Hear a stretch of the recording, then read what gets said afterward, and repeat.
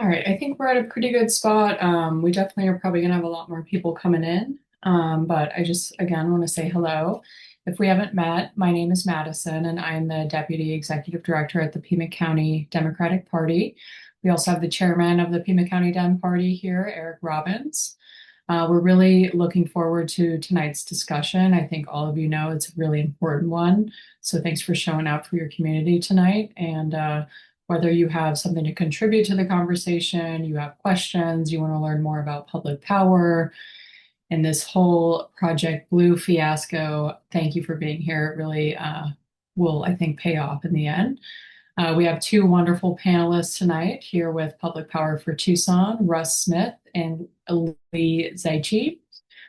They have a presentation they're going to share, and then I figured after we would do some Q&A. After the presentation, feel free to just raise your hand or put a question in the chat, and I will call on you. Eric, did you want to say a few words before we get started here? No, let it rip. Appreciate Okay. y'all being here. Yep. All right, take it away. Lee or Russ, whoever wants to start first. Thanks for being here tonight. Thank you. I think I'll start. First, I want to say thank you to all of you for helping keep voters informed and keep elected officials in the know as far as what we're concerned about down here.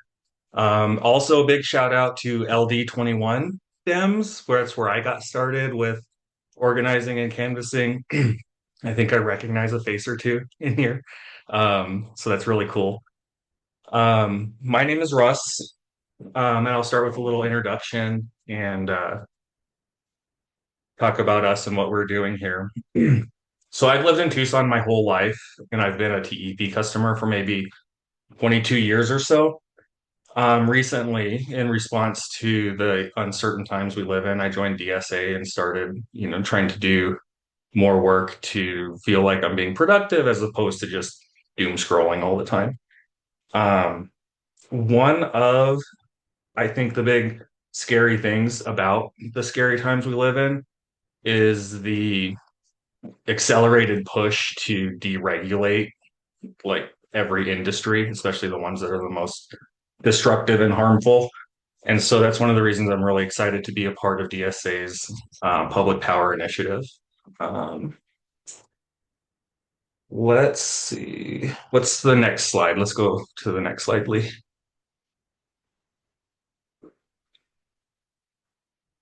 So DSA has been, the Democratic Socialists of America has been working toward a public power um, goal for a few years now, or since the fall of 2023. Um,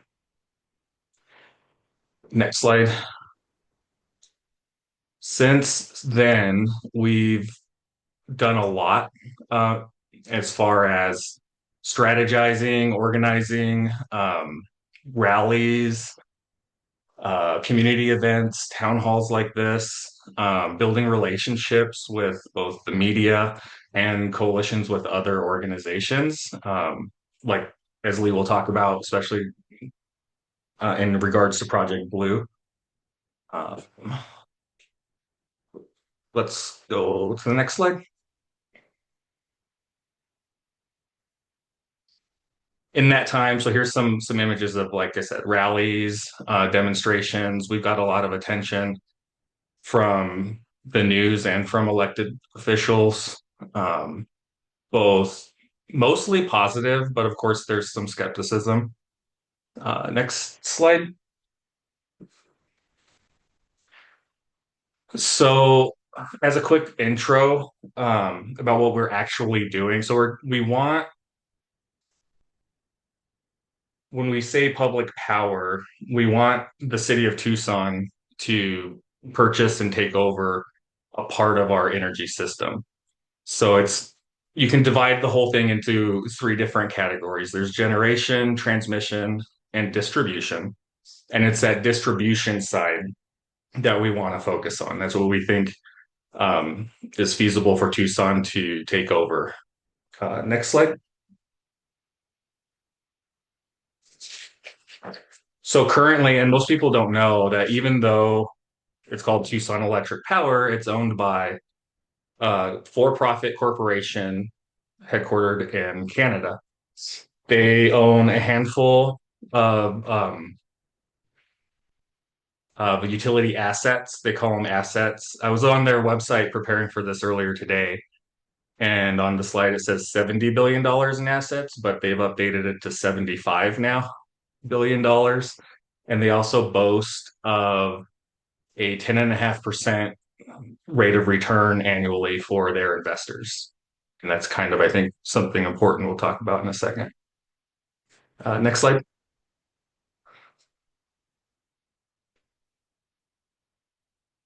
And I think it's important too to think about they're not in the business of like selling electricity the way you think of a normal business that is, subject to the laws of supply and demand.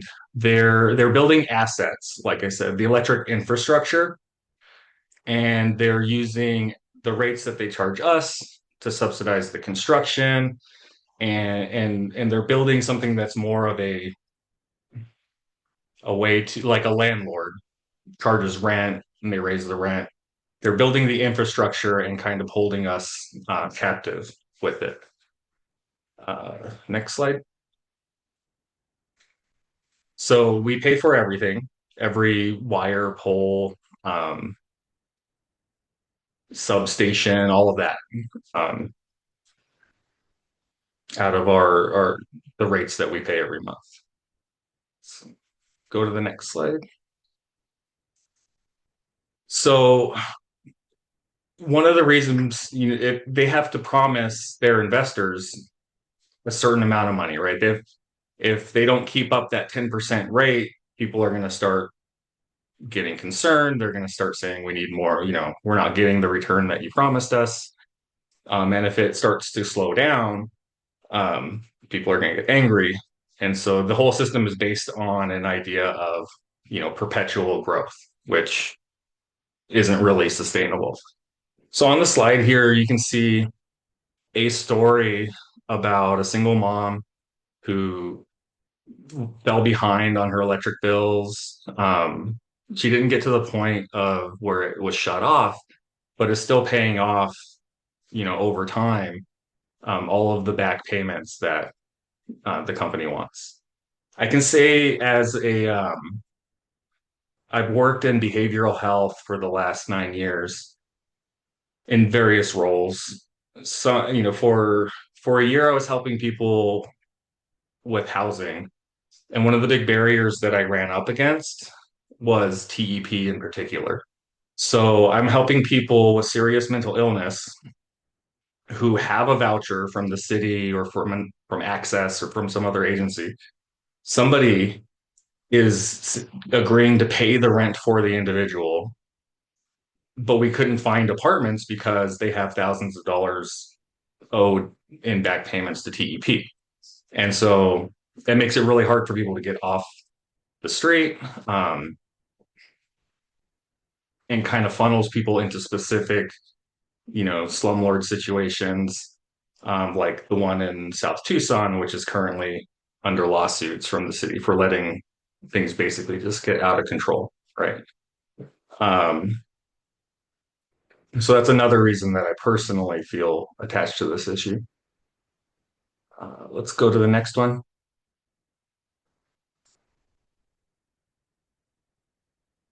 So I feel like there's two main reasons, arguments to go and forward with a public power option. One is financial, which we touched on, and the other is climate sustainability and health, right? Those are both related. So TEP, as we talked about, has or will be talking about, has been working with Project Blue for the last couple of years. They're making a lot of agreements with TEP and Project Blue, and then presenting them to the public as if it's still an option. And like if everything's not already for sure. The TEP and its parent company, Fortis, are really invested in natural gas. So they are disincentivizing individuals getting solar and reducing the credits that people get for putting energy back into the grid. and they're refusing to contribute to funds that are helping people recover from coal-powered power plants and transition out of that. So, if you look at their website, they talk a lot about being climate sustainable, but if you kind of read between the lines, they talk about is natural gas and burning coal. They don't, they kind of gloss over any other options. Um, let's go to the next slide. So the alternative is a public power utility. That's the main. That's what we think. There's different ways to do that, but I don't know if we've decided on what's the most feasible or what we're going to do or fight for. But it's kind of, I think a lot of people get scared by the idea of like a public takeover or taking the risk of buying a power utility. So I think it's important to remember that, there's millions of people all over America who already are part or benefit from public power utilities. They tend to be cheaper, more reliable, and can be better on climate action because, profit isn't the main goal, or growth, I should say, isn't the main goal. And because as a public utility, the city is more accountable to voters. Like I said, so that would remove the power incentive or the profit incentive. Um, and I think it's helpful to remember that Tucson already has public utilities like Tucson Water. Um, I think in all my years of paying bills, my my Tucson water, my sewage, my trash collection prices have gone up by a handful of dollars.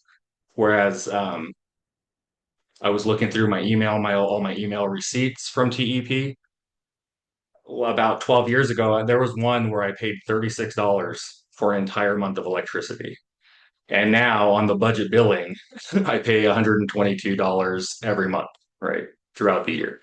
So it's kind of when I saw that, I was astounded. $36, that's crazy. There were some $50 bills during the summer. Um, so I think that most of us, at least here in Tucson, we're a lot more satisfied with Tucson water and our trash pickup. Um, as definitely in terms of the cost. And people will also say, well, TEP, the current situation is it's been reliable. There haven't been any problems with it. Um, but I would say so have all of the other Tucson owned utilities. I think we can be super proud of that. Let's go to the next slide.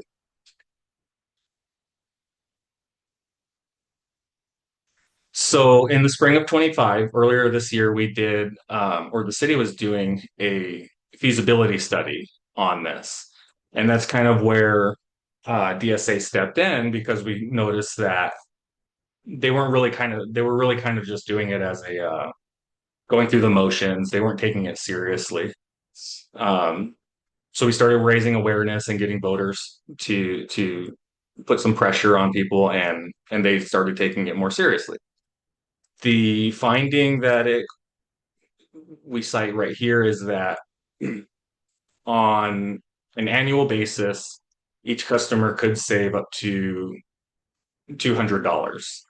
And that's kind of, but there's kind of a range to that. So depending on how valuable the electric distribution system is at the time, and what it costs to take it over, will affect how much we end up saving. But as you can see, over even just a few years, after 5 years, there's already a savings, even if it's at like their maximum estimated value. Let's go to the next slide.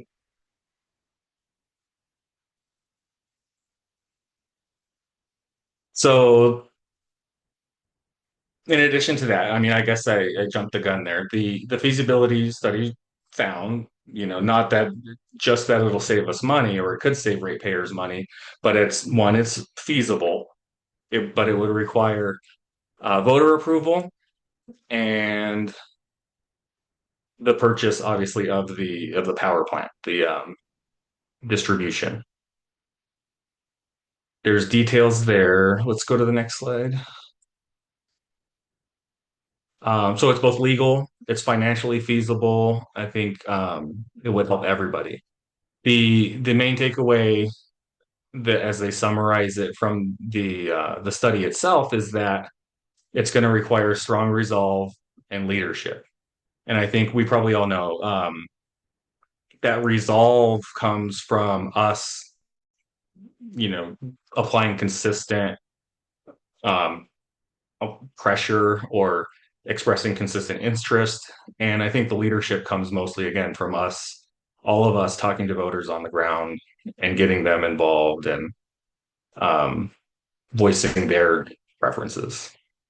So, so it's going to take strong leadership and resolve from both us organizing and from city officials. Let's go to the next slide.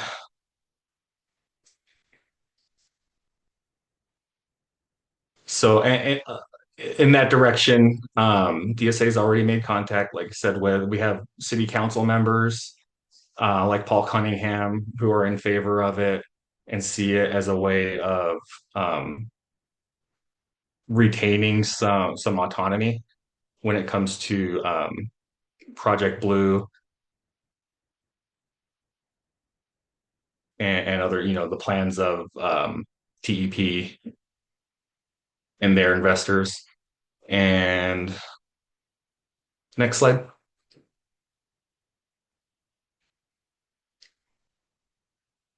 So this is the direction we're going in. The feasibility study has been done. Voter education and discussion, movement building, that'll be a constant, ongoing. Um, we're at the point, we're making plans on what we want to do as far as putting the issue to a vote and then the actual, logistics of purchasing and taking over from there. Um, Next slide.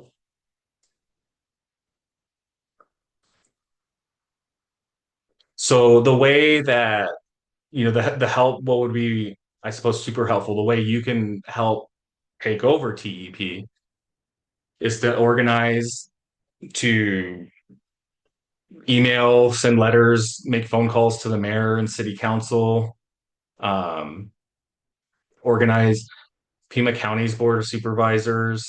The plan, I think we're focusing right now on the city because it seems like a smaller task, but any help from the county and eventually, you know, having a county-wide public power would be, of course, the ultimate goal. Um, Getting involved with the Arizona Corporation Commission, getting they and Lee will talk about how involved with Project Blue they are. Right now, they're not going a direction we approve of. Um, Agitating and getting people to talk is our main goal right now. Let's go to the next slide.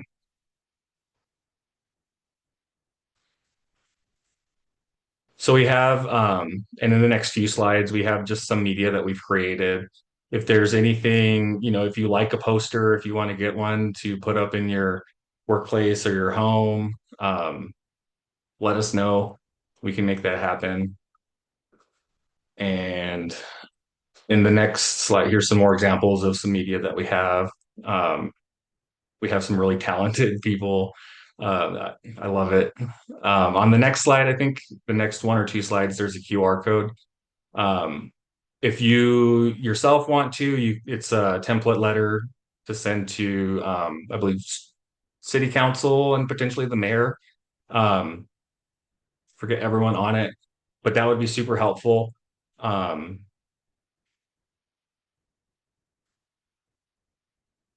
and I believe so. We'll let that sit for a while. I think that about wraps it up for my part. The public power campaign. I see questions in the chat. Um, I'll leave it up to Lee if she wants to answer some questions right now. We can answer some questions, or we can get through the Project Blue part and save them all for the end. But Yeah, I think if it's cool with everybody, I'll just quickly go through some of the Project Blue stuff and how this relates, and then we can have a bunch of questions. And we really want to hear from you all too. Not even just questions back from us, but also some of your vision too. Okay, so I'm going to talk a little bit about Project Blue. Hey, everybody. I'm Lee Zishi. I use she, her pronouns. I'm one of the co-chairs of Tucson DSA. I also organize with the No Desert Data Center Coalition and have been doing like environmental type organizing for over a decade now. And a lot of that has had to do with utilities and specifically looking at the impact of for-profit utilities. So this summer, our public power fight became very connected to Project Blue. As a lot of people probably saw, TEP was right up at the table with the developers, Beal of Project Blue, really supporting the project, greenwashing it. Hopefully everyone is pretty familiar with what Project Blue is. It is a massive, massive data center that has been proposed for a parcel of land, a 290-acre parcel of land near the Pima County Fairgrounds. This project was in the works for years, but nobody knew about it because of NDAs, non-disclosure agreements. And Beal, the developers, were really moving behind the scenes to try to get Pima County on board, as well as the city of Tucson. On June 17th, unfortunately, this county voted to sell the land to the developers. It was a 3-2 vote. And that kind of in that process, the developers said that if the city of Tucson did not annex the land, they wanted to become a part of the city of Tucson so they could be served by Tucson Water, that they would not move forward with the project. And then there was massive, massive community opposition to this. People are very, very concerned about the amount of water it would use, the amount of energy it would use, just even what data centers are being used for right now. We know that ICE is, partnering with different companies that rent data center space to pretty much create like databases of people that they can target. We know right now that's, particularly our immigrant communities, but that this technology could be used soon to really target anybody that the Trump administration, doesn't want right now. So we had a lot of opposition to this. I've been a part of a lot of different fossil fuel fights all across this country. And I have never seen a community come together so quickly and so powerfully against a project. I mean, it was really, really inspiring to see the expertise that is in Tucson, people who have been conserving water for such a long time, the energy expertise, even people, who have really been organizing against other extractive industries here for a very long time. Came together in the dead of summer when so many people leave, when so many people have to check out, and opposed this project. And the city listened. We know that a lot of city officials maybe were originally for this project, but they really did listen to the people of Tucson and unanimously rejected Project Blue 7-0, said we're not going to annex the land. That should have killed the project. That was in the contract, that was a closing condition. It is what, the developers straight up told our county commissioners. But unfortunately, it hasn't been the end of Project Blue. We were actually able to say no as the city of Tucson because Tucson Water is a public utility. The city voted against annexing the land. But unfortunately, we don't have that same control over TEP since they are for profit. TEP pretty much brought Project Blue back from the dead. They filed for something called an energy supply agreement to provide almost 300 megawatts of power to Project Blue, even though the city of Tucson said no. 300 megawatts of power can power hundreds of thousands of homes. And we actually know they're in negotiations for double that amount of energy for a second phase on this same site, which would be more than all of us as homeowners and customers are using right now in the city of Tucson. And that brings us to what happened yesterday. I'm still feeling a lot of emotions about this. I was with a bunch of people who traveled up to Phoenix. There's a group called the Arizona Corporation Commission. They are 5 people that are elected by the people of Arizona. It's a statewide position. Unfortunately, right now, they are all Republicans who pretty much seem to put corporate interest before us as customers. And so they approved the not rate hike, though it will definitely lead to rate hikes.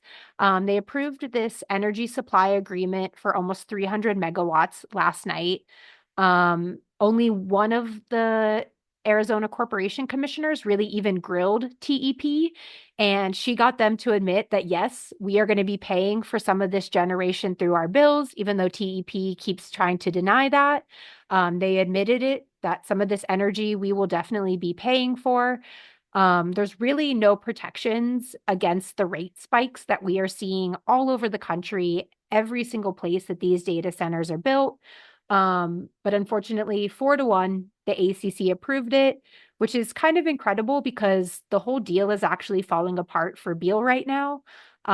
We know because of some really great local reporting that that Amazon was going to be the original end user. They have bailed on this project because there's no water cooling now, because there's no pipeline being built, because the city of Tucson did not annex the land.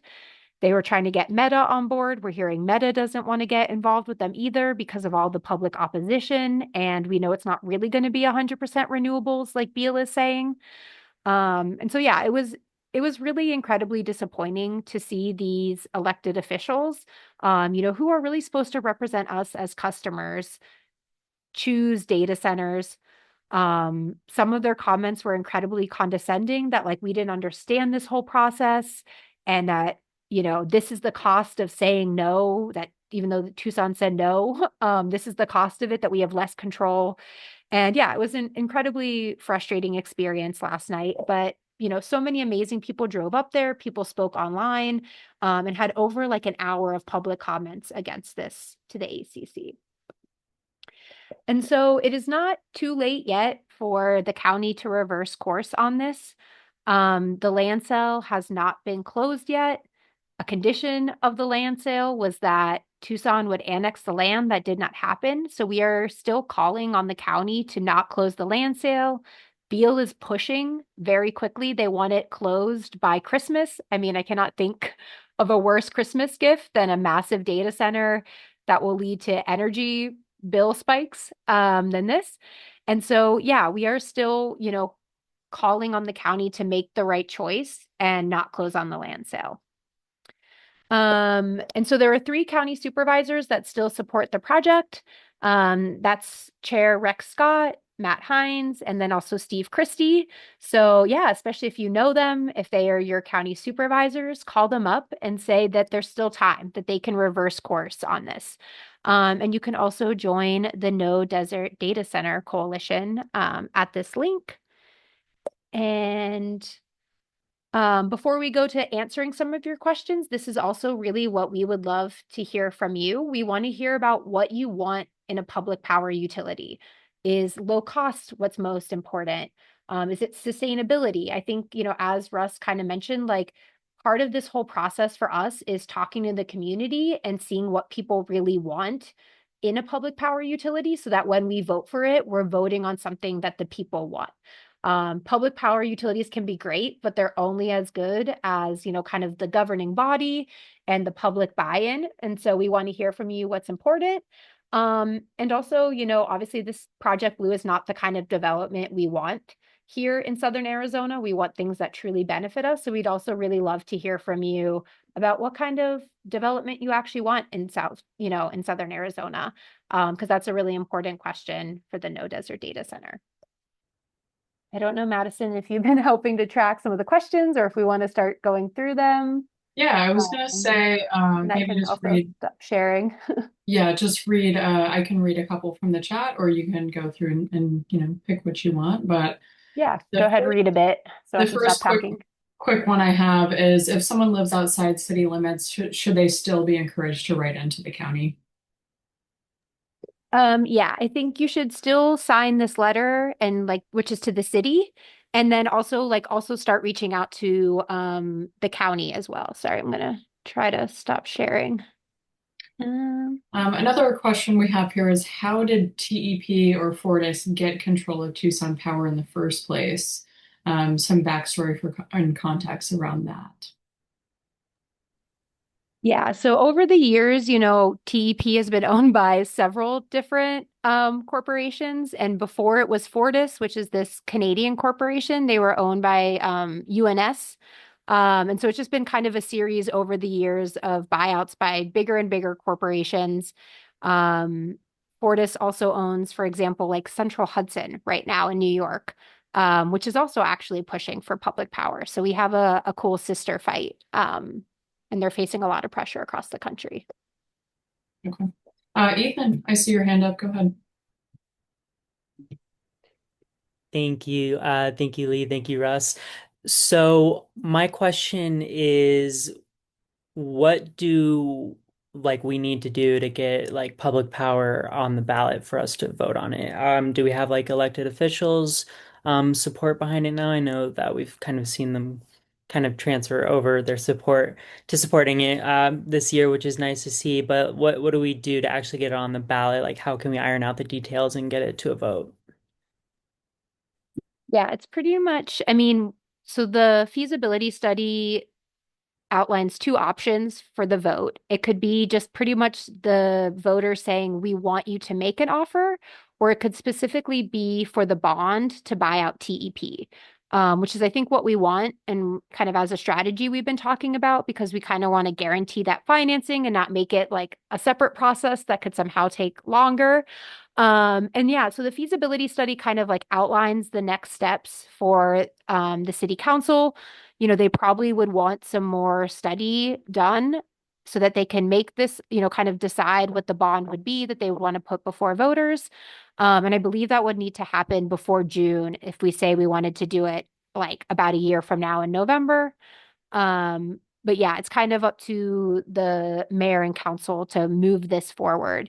And so, yeah, that's why we have this letter kind of urging them to take these next steps. We also want to be having a lot of public conversations like this about what people really want that utility to look like. So we can kind of present that to voters about what we want and show them the protections and things it would have for them.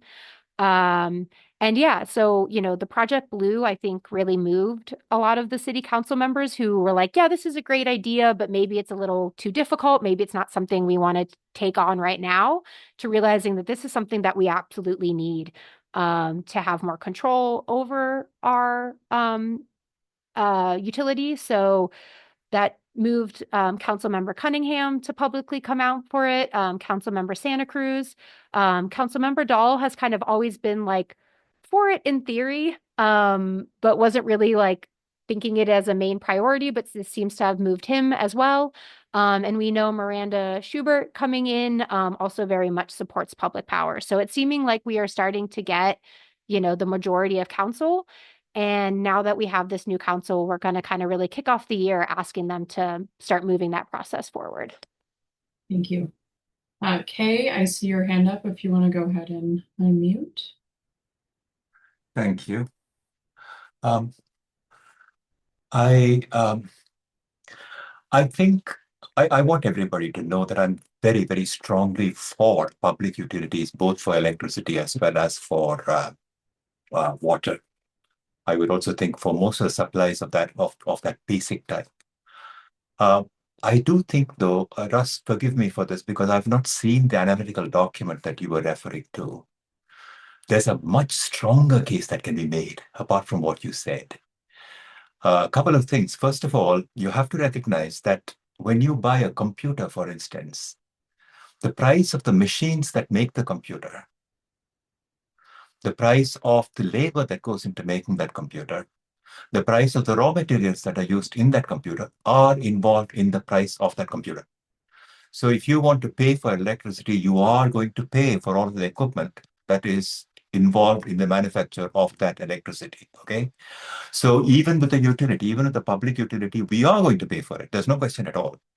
I think the difference comes in two levels. The first is that the company that is now providing the electricity is a for-profit company, and it's actually making an enormous amount of profit, not just what one might call a normal profit, because they're a monopoly. The second thing that we could say is that if you were a public utility, then our staffing would be different. We would not have 180% difference between, or 1,800-point difference between the pay that the CEO gets and the pay that the staff get, you know? So it would be much more equitable to say that.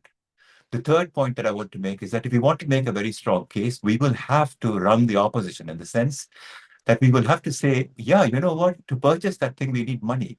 We've got to think of ways in which that money can be raised, perhaps by suggesting that the city raise bonds for it. Something. We've got to have some answer to somebody who will say, how the heck are you going to pay for it? And how am I not going to pay for it through my rates? So I have not seen the document. So I just think that it's probably somewhere there.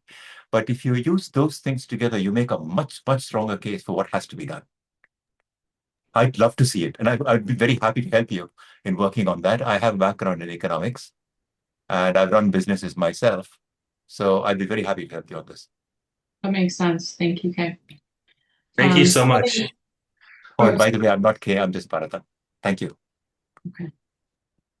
Going to Greg's question here at the beginning, is there anything the state legislature can do to prevent a public utility in Tucson, or is it pretty much in the hands of the Corporation Commission? Yeah, so it's not even really in the hands of the Corporation Commission for the public utility. And I just dropped the feasibility study. It's called an energy sourcing study if people want to dig more into it. Says that, the city of Tucson has a legal right, part of the Constitution right now, to take over, through eminent domain, this infrastructure. It says within corporate limits and actually outside city limits as well. And that's one question we're still trying to figure out exactly what they can do.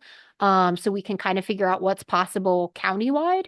But right now, the state couldn't stop it. Does that not mean that like the legislature, might freak out and, I'm sure TEP might try to pressure them to do something to try to pass some kind of law or change the Constitution?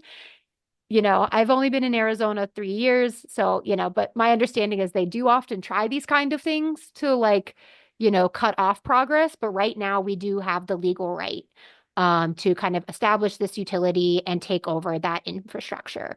And just to kind of elaborate a little bit more on the city versus county, we're not like giving up at all on a countywide takeover, but the feasibility study was done by the city and only looks at city limits. So we still just have a lot of research questions about like what is the legality of countywide, and are kind of thinking of pursuing that in like a parallel track, just because there is a lot of momentum right now behind the city takeover. Okay. Karen, I see your hand up.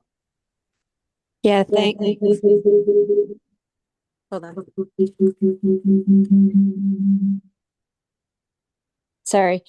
We were at a meeting with for the Housing Equation Forum and asked I think it was the Director of Planning and Development, about the Public Power Initiative. And we were told that the revenue generated by a public power utility would only be able to be used within the structure itself. So basically the infrastructure of that particular utility. Do you know if that's accurate or not? I'm not 100% sure, but that does sound accurate to me. And I think that's kind of how like Tucson Water is. But I'm not actually 100% sure on that. And I'm not sure. I'm trying to remember if that's in the feasibility study or not. But that probably does sound right to me. I don't know if anyone else on the call is an expert in that and knows. Yeah, Ethan saying that that's right. Okay. Any comments about how rooftop solar owners are impacted by Project Blue?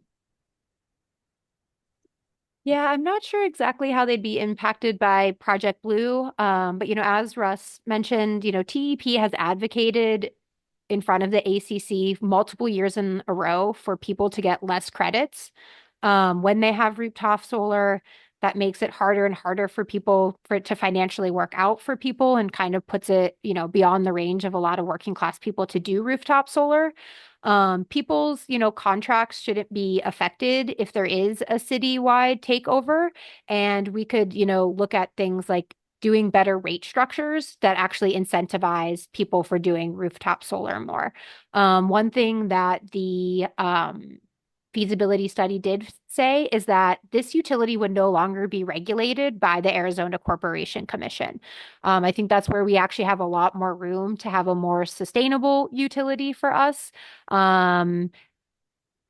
Do things like more just rates and things like that. And that's one thing we would really want, a lot of public discussion on as we go into this, like what's really important for people to have and to be incentivized right now. But it's also important too, like, why we need to make sure that we actually then have a utility that's accountable to the people, right? Most public utilities are better, but they're not all amazing out there. But I do think if we build a movement big enough to actually take over TEP and win, we also then have a movement big enough to hold this utility accountable to the public. And we can vote people out. We really can't do that right now with TEP and their CEOs. Yeah. A quick question. Yesterday, TEP kept saying they're obliged to provide power to any customer in the area. Is that a legal requirement for them? It is and it's not. It's like kind of a complicated thing. And so it's only to like if they have the power available and they clearly like went out of their way the last 2 years to be finding this power for Project Blue. We don't think that they necessarily have to just give this, huge amount of power. There's also infrastructure that is being built to serve this, and they don't necessarily aren't required to just like build that infrastructure for anybody who says they want it. Okay. And we think we could have a lot more control too, as a public utility. I don't see any more questions in the chat, but if I missed you, please just unmute or raise your hand. I would love to take a few minutes for people's comments. I know people are leaving them in the chat, but it maybe is a little hard to keep up with when questions are being answered. I also wanted to take accountability on, the party's behalf that if you don't already know, we are, publicly against Project Blue and totally support public power.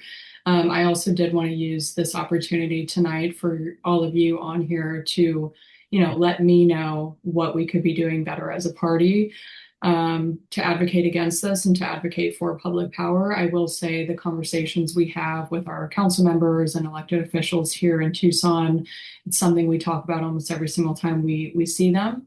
And so, yeah, I wanted to just open the floor for comments and everything like that, and open space to yell at me and tell me, what we need to be doing better. So thanks.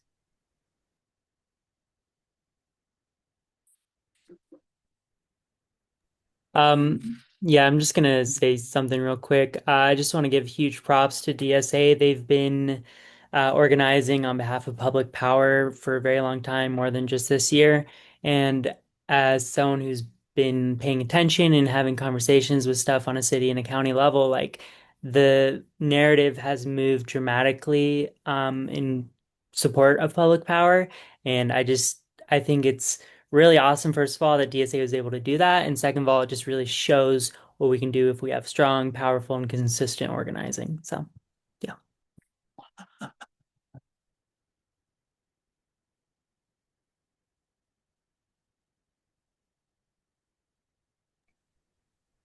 It's a little ad hoc, but Derek is on the call. I know he is running for Corporation Commission. You are more than welcome to unmute yourself and say a few words if you would like to, Derek.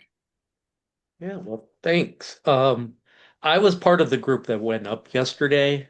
And so I think for me, a lot of the frustration is hearing from TEP different stories.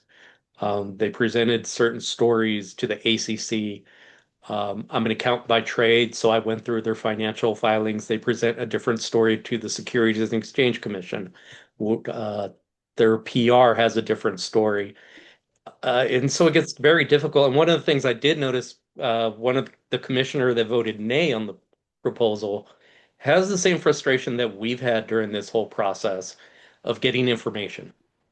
And as a commissioner, she could not get clear answers or records requests. And so a lot of this is just the hiding in the shadows aspect of it. I too was disappointed, not only with the decision, but with how the commissioners felt the need to kind of treat us as children. I had to pre I had to prevent myself of saying I'm not a child, I'm 50, I'm old. Like you don't need to do that to me. Uh, but it was a lot of theater, I believe. A lot of talk of protecting the ratepayer. But then in the end, they made the decision to protect one ratepayer rather than all the citizens that are going to have to pay in. And as been mentioned in the comments, TEP spent a lot of time dodging questions. At one point, they even had a questions for their expert who had no answer and acted like if we were approaching them on the street. They were totally unprepared for their arguments. But then at the end, the commissioners, most of them, four of them, just decided to chide the people that's speaking against. And there was over 500 public comments made against Project Blue, and I believe two, four. And after all the talk of protecting consumers and their responsibility, decided to protect the one customer using that excuse that they must provide for every customer. And so it was an experience. And they tried also to argue that rate increases won't happen, but they have on the docket already a 14% rate increase. And so it's continuing. I'm very proud of the people who went up because yes, we felt defeated, but immediately this morning there was talk of, okay, what's the next step? What are we going to do? How do we fight this? And one of those ways is if TEP is not concerned with the community, then I believe the community take over the power so we can have the community we want. I'm originally from Los Angeles. I've chosen this community. And so that's why I'm in the fight. Not alone, because I can't do this alone. And that was so great to see so many people drive up. And even it was a very long meeting. It didn't end till 7. Even the people who had to leave for jobs and school still were able to participate. They called in. So there are a lot of people fighting for us to not be price gouged, and for us to see the community that we want to see. Absolutely. Yeah. I also wanted to throw in here, I think Alex has probably told you before, but you are all more than welcome to use our office on Speedway and Campbell to organize, to take a meeting, even if you're literally just by yourself and need a quiet place to work. We have 2 rooms that you're always more than welcome to come hang out with us at. So. And he's given us permission to yell at him. Yeah. Yes. I mean, come on, we work at the party, we got to expect to be yelled at all the time. I have a question here. If the city paid X amount for TEP, couldn't they spend the same amount or less for solar power to sort the cost of TEP money? Yeah, so if I'm getting this right, you're saying like, could the city instead of like buying out the whole grid be like spend that money, 1.3 billion on solar? So one, I think there is a limit actually of what the city can own as far as generation. That's one reason. I mean, one, we don't want to buy out like TEP's dirty coal power plants and stuff that are on their way out, but the city can't own generation in that same way. If you actually look at the feasibility study, there's another kind of movement happening for something called community choice aggregation or community choice energy, which is currently illegal in the state of Arizona.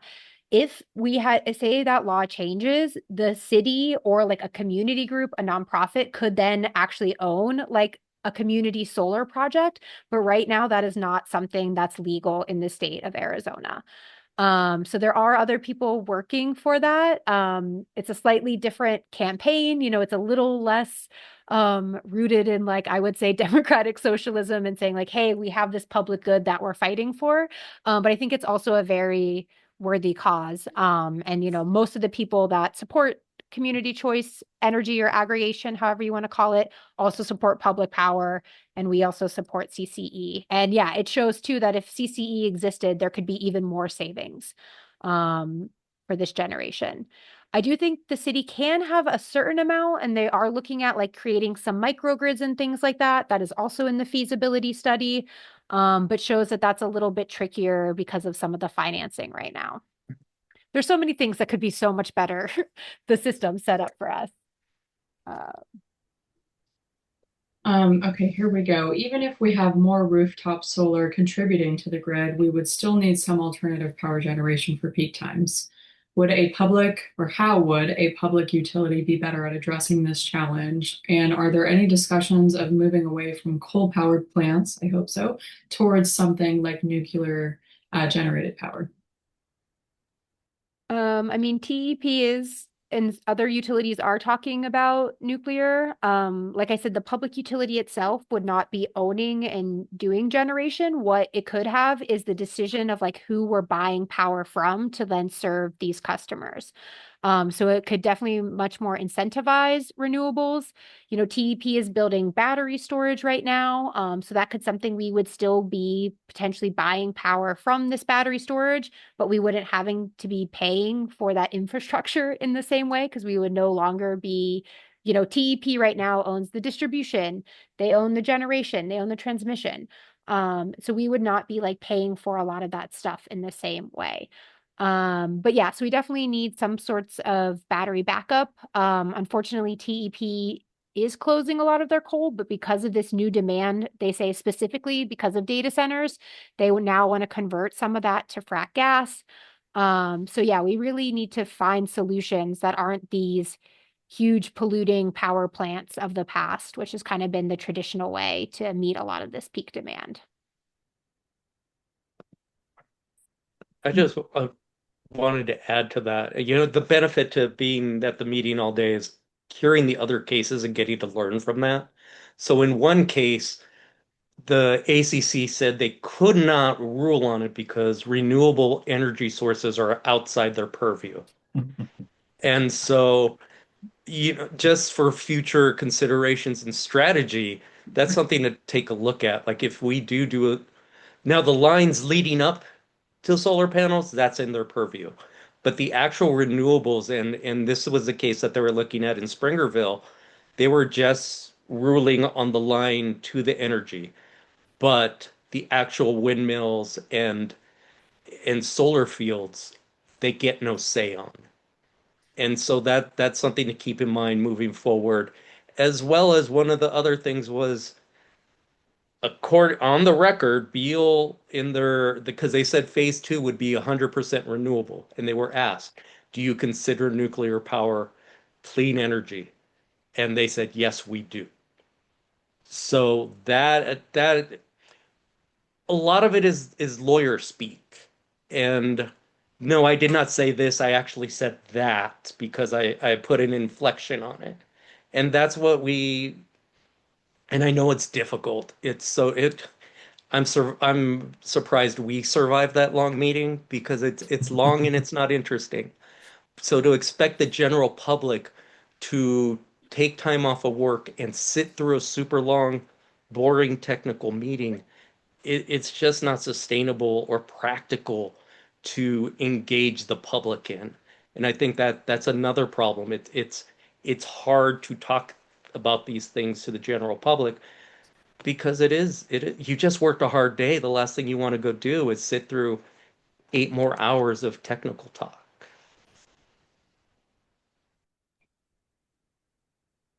Yeah, talking to the ACC was incredibly frustrating, but I will say, like, the conversations that I've had with community members about public power have been so, like, rewarding. I'm like one of those people that get super anxious to canvas, but then when I do it, I'm like, oh yeah, this is amazing. And people are really struggling. You know, we've heard that again and again. I mean, we hear the horror stories of like $800 for a bill 1 month, 1,000. But you know, people who are regularly facing bills that are like, you know, in the summer, $300, $400, which is just not affordable for working class people. But people are really grateful that somebody is doing something about this. And they are really excited to kind of talk about the potential too. That's been a huge part of our fight. We don't want to just be like, oh, TEP is bad and evil. Like, we want to talk about that Tucson can have a brighter future. And I think that's, exciting about politics right now in a lot of places. People are coming together around these issues of affordability and also like just believing that a better future is possible, that we don't have to be held hostage by TEP and Fortis or, Amazon, Meta, whoever is trying to get this data center into Tucson. And yeah, so talking to your community about this is really great.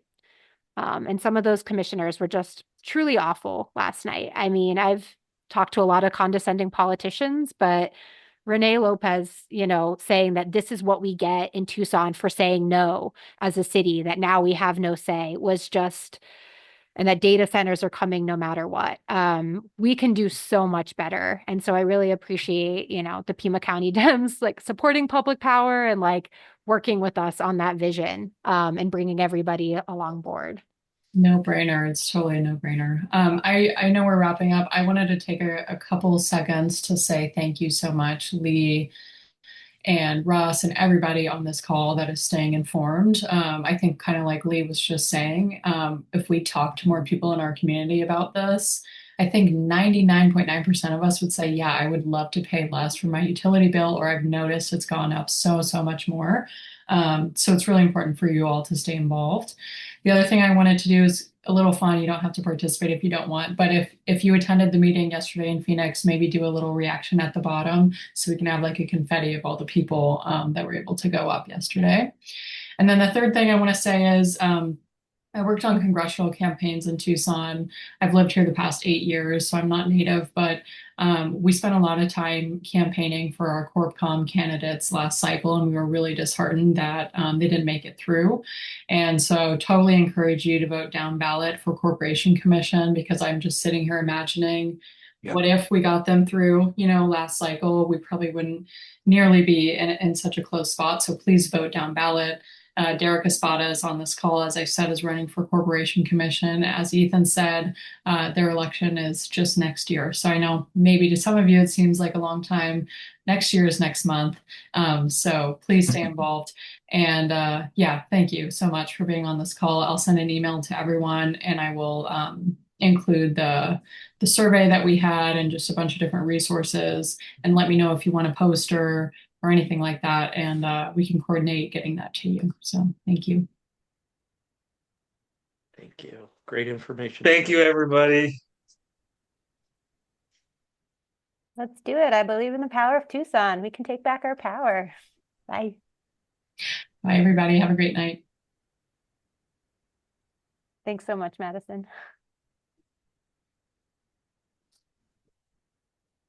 Thanks, everybody.